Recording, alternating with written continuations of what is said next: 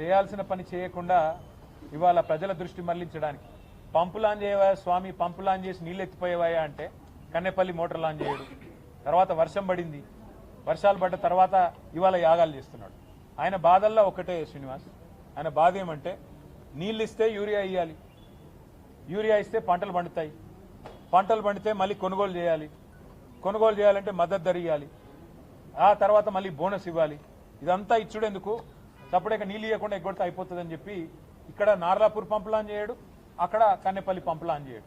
వర్షం పడ్డది కాబట్టి ఇవాళ మళ్ళీ కొత్త కలరింగ్ ఇచ్చి నేనేదో చేస్తున్నా, నేను చేయడం వల్లనే వర్షం పడ్డది అన్నట్టు. ఇదే మహానుభావుడు కదా దేవతల మీద ఒట్టు పెట్టింది, ఒట్టు పెట్టి రుణమాఫీ మాట తప్పింది ఇదే మహానుభావుడు. కాబట్టి వరుణ యాగాలు కాదు చేయాల్సింది ముఖ్యమంత్రి గారు. యాగం చేస్తే తప్పులేదు, కానీ యాగంతో పాటు చేయాల్సిన పని చేయాలి. దైవ ఆశీర్వాదానికి మానవ ప్రయత్నం తోడవ్వాలి. మానవ ప్రయత్నం ఏం చేయాలి, పంపులు ఆన్ చేయాలి. వర్షం పడుతుంటే కిందికి నీళ్లు పోకుండా, గురువు గారికి గురుదక్షిణ ఇవ్వకుండా ఇక్కడ మన రైతాంగానికి దండం పెట్టి నీళ్ళు ఇచ్చే పరిస్థితి తెస్తే మంచిది. Thank you.